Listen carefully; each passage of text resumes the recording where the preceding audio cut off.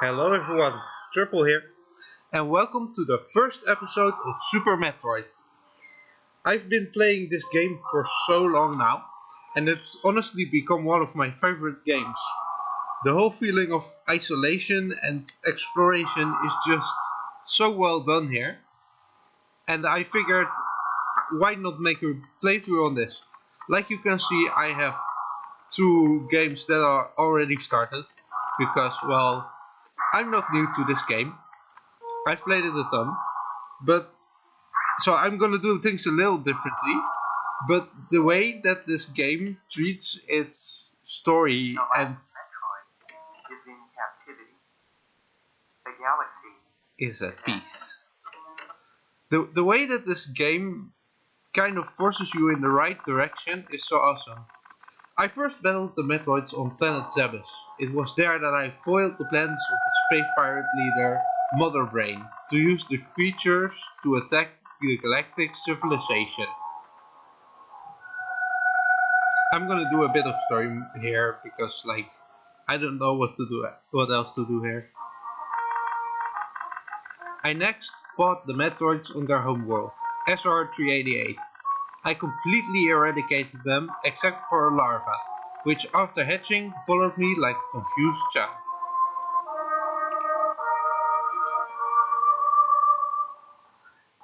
It's so simple, but it's so nice. The little larva being like, "You're my mom now." I personally delivered it to the Galactic Research Station at Ceres, so scientists could study its energy producing qualities.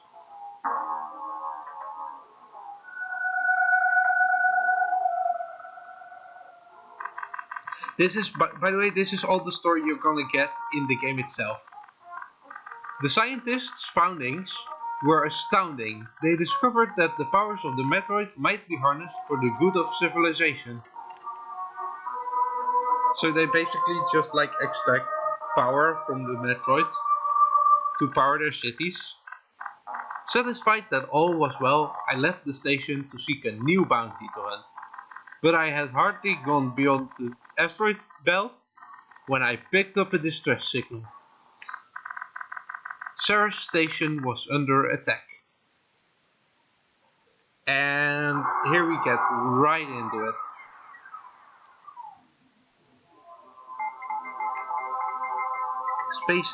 Space colony Ceres.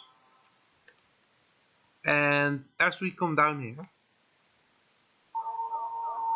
I'm gonna warn you real quick that I know a lot about this game. So I've tried a lot of the speedrunning tricks and that kind of stuff. So I might not be the best at this game, but I definitely know a thing or two that you might not. At least if you're a starter. So maybe you can learn something from this. Alright.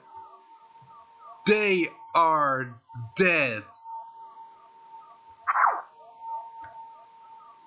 And this is, by the way, this is where the Metroid was. So everybody's dead and the Metroid is gone. Great. Just another day at work.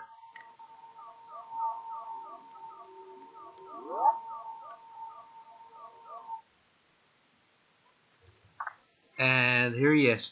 Now, a thing you might not know is Ridley is going to show up here. Spoiler alert, by the way, Ridley. But the way this fight ends is by taking a set number of damage. So instead of actually fighting him, you just kind of want to let him kill you. Get back here! Yes, kill me. Yes, yes, good. There we go.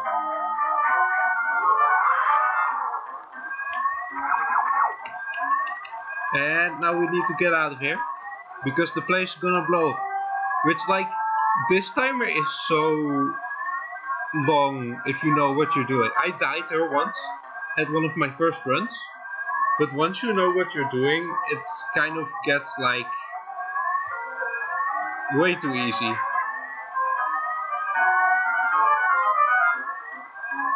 Uh, everything is blowing up a bit, so like maybe we shouldn't be here. Ow.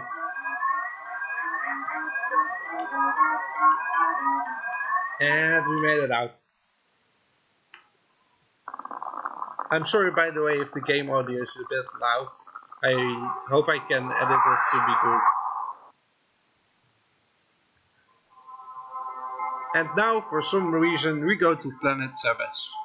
I'm still not really sure why, but like, game logic. There's probably something here. Like, great. How did we know Ridley was here? Or like, what? I don't even know.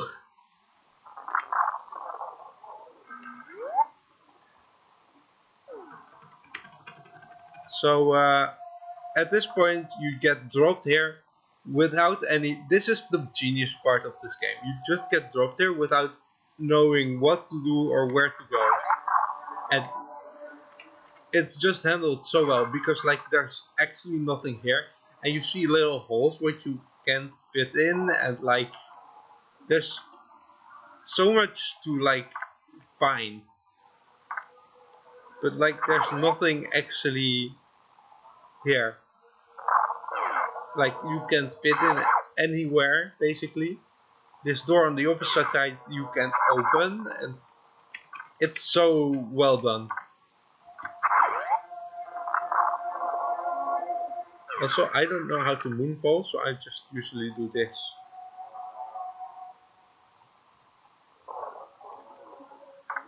Damn it. That's a easy way to get down there.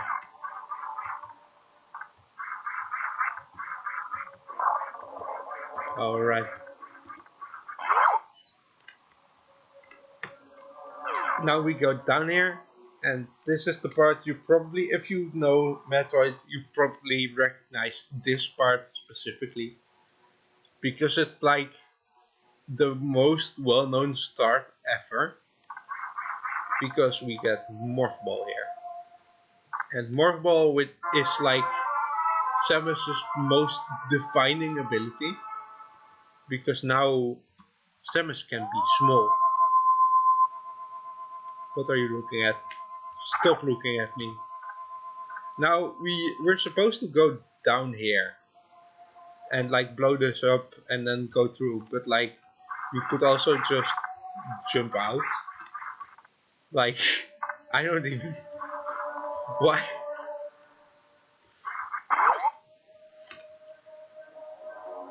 I don't know how long how long I'm gonna keep this videos. I'm probably gonna make this one a bit longer because like it's the first one. But like we'll have to see. If you go down here, you just kind of get funneled down a path, and like you don't even know it yourself that you're being pushed in a direction. But like I don't know. I'm just really happy this game is still so popular, even though it's like a really old game.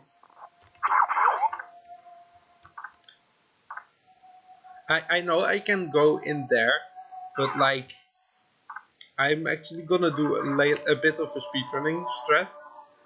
Well, it's more of a randomizer strat actually, but we need to kind of activate the planet, like get creatures in there. So we just have to kill some space pirates. So yeah.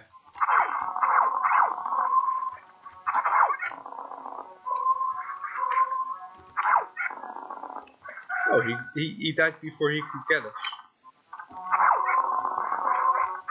And then we open this, and then we go back. Isn't this exciting? I've played this game like I think about 50 times by now, and like played it to the end, and it's still so cool to me. So now that we've killed those space pirates, it's gonna be a little bit different down here, because now the planet is awake. which means the enemies are now here. So I don't know if this is gonna work on my first try. Let's see. Had to figure out my controls there for a bit, so that was probably really dumb.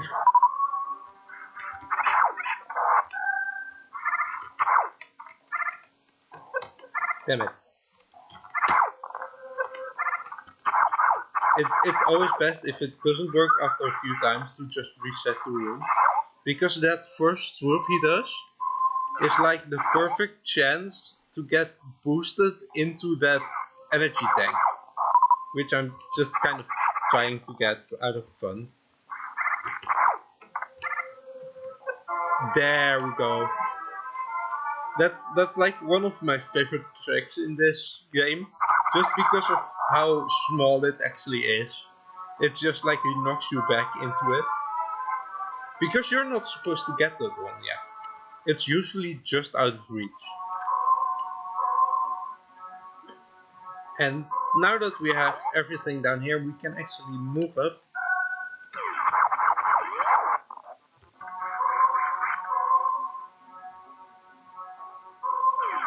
And now we basically have to just backtrack to where we were before. Remember that little hole I told you that, like, I used as an example of places you couldn't go? Well, that's kind of important now, because, like, oh yeah, wait, you guys respawn. Damn, I'm just too good at killing them. I want to duck away, but like they died before that. And now we have to climb the way we fell, and like it's super annoying. And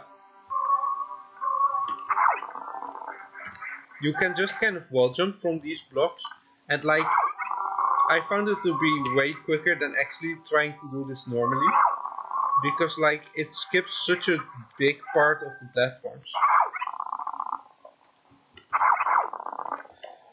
Oh, hold on.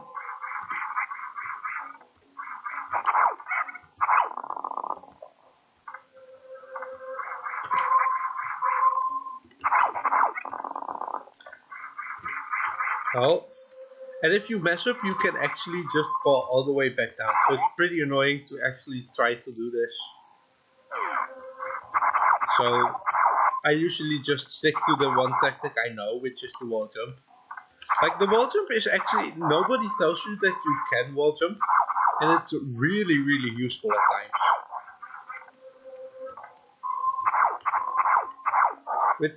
Which is another great part about this game. You have like abilities which the game actually never tells you about. And that is just, ow, such a great idea that you just have to figure all this shit out on yourself. You can, by the way, you can skip all those, so like.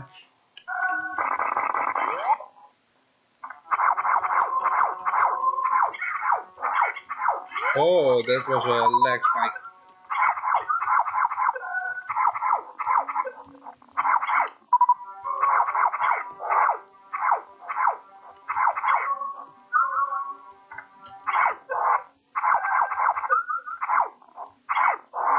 Alright, and we're back to full. So, in speedrunning this is kind of interesting, because this door stays open until you pick this up, which is the morph ball. Which makes sense, but like, the way this works is this door will close if you have morph ball in this room. Which means that if this item gets, well, the bombs, not the morph ball. Which means that if the bombs get randomized to something else, the door will just not care and let you out. If you don't have bombs at all. Alright, first boss time, fight. Hype, hype, hype, hype. Do a little dance.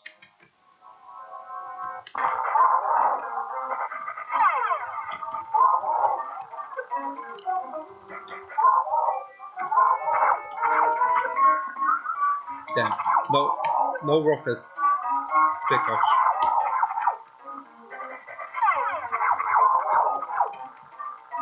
Oh.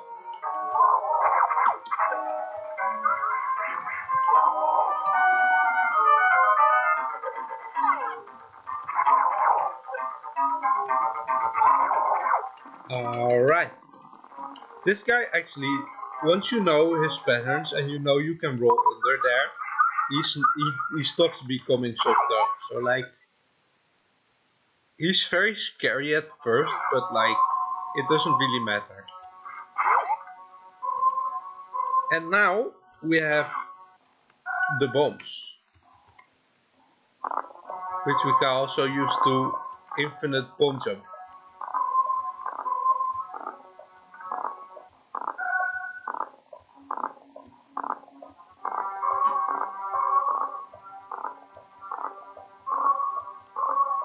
Alright, I have to admit that never actually worked for me. I never got the infinite bomb jump down, and now I'm recording and I just do it first try, so like I don't even know what's going on anymore. But to be honest, it just like goes to show I know the general idea of what bomb jumping is, which like you just have to time it right. Just I never got the timing down, which is